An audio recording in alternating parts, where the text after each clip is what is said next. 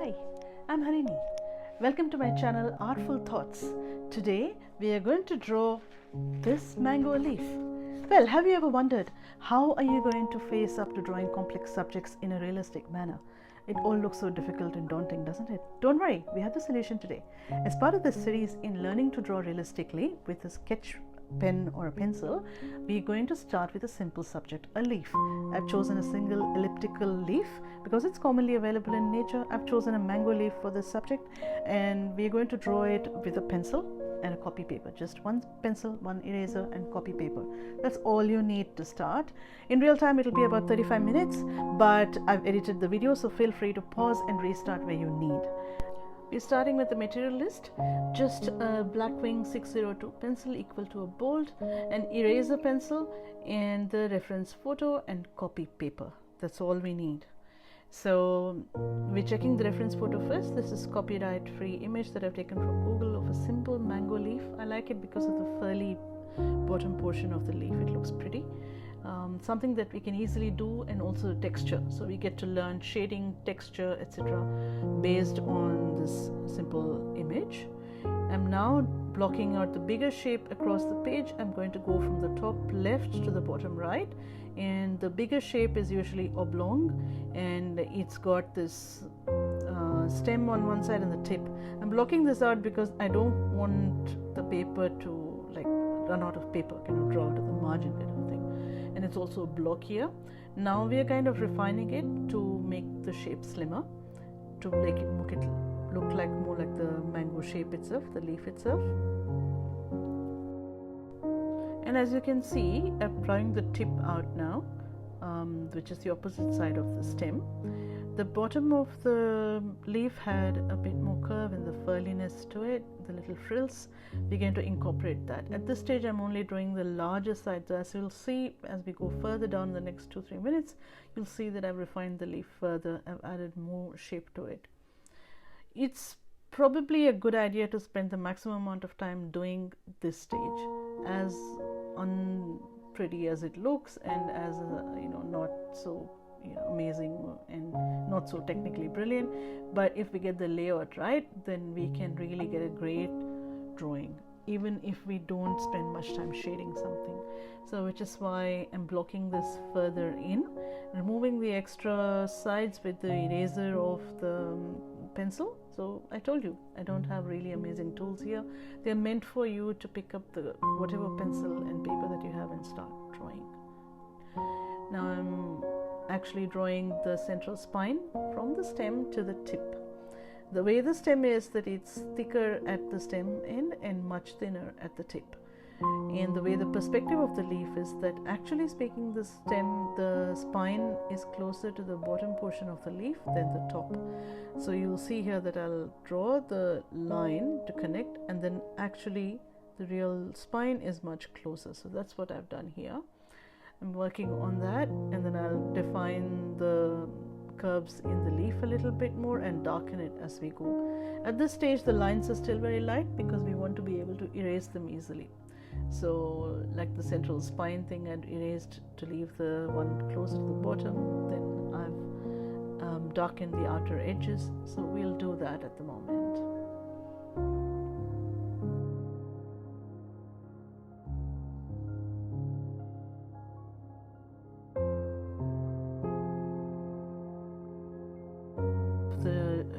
Leaf shape, and the little stem portion, and generally looking at how the stem and the leaf are relating to each other, and I'm drawing the side veins. So we'll correct the outer shapes also as we go, but basically these feeder veins are like a contour line that hug the shape of the leaf, so they give a sense of curvature, movement to the leaf, and you should not draw them straight. They need to have like little tick marks that end at the edge of the leaf. So that's what I'm doing now. I've drawn this out carefully and skipped some portions for you, but basically as we continue to draw, as it comes closer to tip, we'll take more care because less surface area. And I'm drawing and taking out the extra marks on the paper, cleaning the paper, One reason is because if we have too many marks and sketching all over, we might get confused. So better to remove or erase the marks that we don't need on the paper. So as we draw our lines closer and closer to the tip, we take a bit more care. And as I continue further, I did all of that. Then I drew from the stem, from the tip towards the stem on the bottom leaf, but using pretty much the same contour shape. So again, hugging the shape of the leaf. Now I'm further decreasing the bottom portion of the leaf after I've drawn the stem. So now here it looks a bit more like the reference photo. All right. Even if you did not shade, but you got this much right, you'd still have a reasonable looking leaf, but we won't stop there because we want to make it nice and real. So now let's bring the reference photo. Let's look at the reference photo and see what portions are lit towards the stem and what portions are really dark towards the tip. So that's what we're looking at now. We're also looking at how the texture is and how the little pock marks are on the leaf. So we'll continue to add that in. These little scrubbing motions are what we'll use in order to build the texture of the leaf. And it in real life will take about 10 minutes for you to do the scrubbing motion on this leaf. And at this stage it'll look quite dark and unnatural because the scrubbing motion makes it look really, as though the leaves are really big and the little holes are really big. But as you will see later, we'll bring our special tool in and then we'll lighten or dull these texture marks.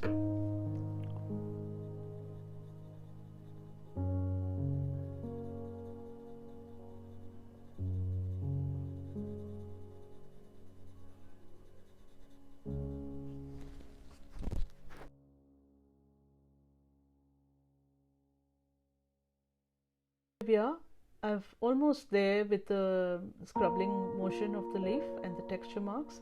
Closer to the tip, I'll take more care and then I'll do a little bit of finger stretching. So we need to take a break. With realistic drawing, with any painting exercise, it is an exercise. It's called that for a reason, therefore we need to stretch. Get my little herbal tea and then we continue again. I'm erasing out the extra marks because it's graphite, it'll smudge. So I'm erasing out places like that, adding texture and darkness where needed. So that's what we're doing at this stage. Now to get our special tool is nothing, it's just the tissue, facial tissue, and you wrap it around your finger and remove from each section, you remove the darker marks so that the mark making we've done doesn't look so prominent and it looks part of the leaf. It looks much more natural now. There you go. So that's what I'm doing. I'm patting my little leaf and getting all the extra marks out. But when we take the marks out, obviously some of the graphite also comes out. So the leaf is now lighter in color. So that's something we've got to remember, because if we keep it at this stage, it'll look pretty muted and dull, isn't it? So we need to add some contrast. The key trick to making good drawing is to add value contrast. So we bring our reference back again, and there we go. The light towards the stem is really light, and here on the top, and the bottom portion is really dark. That'll help add interest and drama to our painting. So what we do is we get an eraser. I've used a Derwent pencil eraser, but you can pretty much use any sharply chiseled eraser tip, anything, to give your marks on the leaf. And I've lightened near the stem. I've added some highlights, these are called, and some portions here and there that are lighter. Okay, I've marked those out lighter. That's what I'm doing here. Leave that alone. Then using my pencil, I'm actually darkening the shadows on both sides of the spine of the leaf. It'll be darker and it'll add drama and definition to our leaf spine. So that's what I'm doing. So this is important. I'm going to get you to watch this so that you can take notes and do it together with me. See here how under each leaf I'm marking it darker between the spaces between the veins are. So with the veins, what I did was I just left them alone. I drew between the veins. That's how the white colors are. The spine and the veins are left plain paper. They're the gaps. So that's the top, and you can see now how the central spine is looking more defined. It's almost looking like a ridge that's standing up, and that's the effect that we are after in this stage at least. I'm also darkening on the reference photo. This portion near the tip was very, very dark, so I'm using my pencil to darken it. If you have other pencils, feel free to use a 9B or a 10B or whatever. In this case, I've just used a 2B with many layers and got just as much effect and as much drama. So you can do both. In a study like this, where we are learning basically, it's okay to use 1 or 2 pencils. And here we go, we're just coloring it a little bit more dark, and it's looking more and more like the reference. Alright, I've added a bit more drama to mine because we don't want to just be a photocopier, we want to be an artist. So we have the imagination, we can use it to make our leaf slightly different. So I'm adding a bit more drama, a bit more coloring here and there, things like that. It's still looking like a leaf, but my leaf. It's not a photocopier. So there we go again.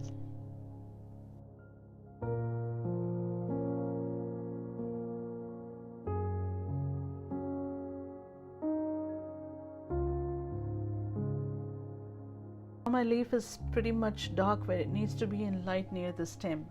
I'm reasonably happy with it, but I still think it needs a bit more something that the photo didn't have. Can you guess?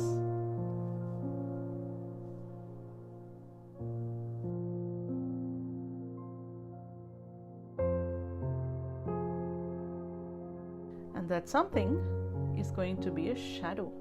So we are going to imaginatively create a shadow under the leaf. So where the leaf sits on the table or the surface or whatever, we're going to give it a little shadow to imitate the bottom portion. Okay. Many photos might have a shadow. In that particular case, it didn't have, but I'm just following the shape, the contour of the bottom portion of the leaf to create my shadow.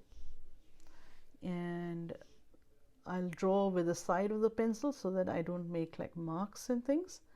And then under where the leaf rests on the paper, that's called the cast shadow. So if you notice, I'm now darkening the under where the leaf is, just under the shadow. That's the darkest part of the leaf. So I'm adding more darkness or more tonal value there, adding the values there, adding much more value here, and then I'm going to make a little pointy end of the leaf also a bit later. As you notice, here I'm trying to look here to follow the shadow through. So in my head I'm thinking, okay, maybe the shadow needs a bit, it's looking pretty, I might progress with my idea. This is graphite, so if you don't like it, you can always erase it. I do like it, so I'm keeping it.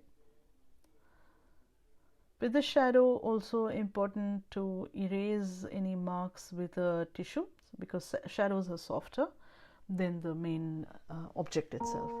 So I've used a tissue every now and then to erase the marks out of it a little bit and sharpen it. We're nearly there. I'm quite happy with my painting. I'm just adding a bit more pencil marks. So each time we erase something, of course we lose graphite. So I'm adding one more layer of the pencil. So that's the reason why you see me going again. And I'm now going to take my tissue, smudge the shadows a little bit, the outer edges, because you can't have hard edges in a shadow. Alright, so I'm just smudging the outer edges of the shadow. And here it is, our leaf, looking nice and pretty as it rests on the paper.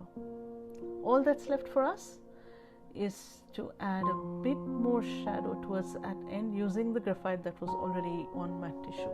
Remember, your blending tool, your blending stamp or graphite or tissue or something is also a mark making tool. You can use that still. All that's left for us after this is to clear up any edges, clean up where needed, add a bit of this portion. What I'm doing is interesting. It's called adding the reflected light. So under where the shadow hits and then hits the object back, some light particles, photons will bounce back and they create a thin line of light. So I'm just adding that light right above the darkest shadow on the edge of the leaf. So this again adds a sense of reality, and through this kind of shading and using the light, we can actually create a three-dimensional object on what was just copy paper. Here it is. I'm just continuing to fix my shadows and the layout, and basically around here I'm quite satisfied. I'm pleased. All that's left for me is to sign off. Here it is. I hope you enjoyed this tutorial. Take care. All the best.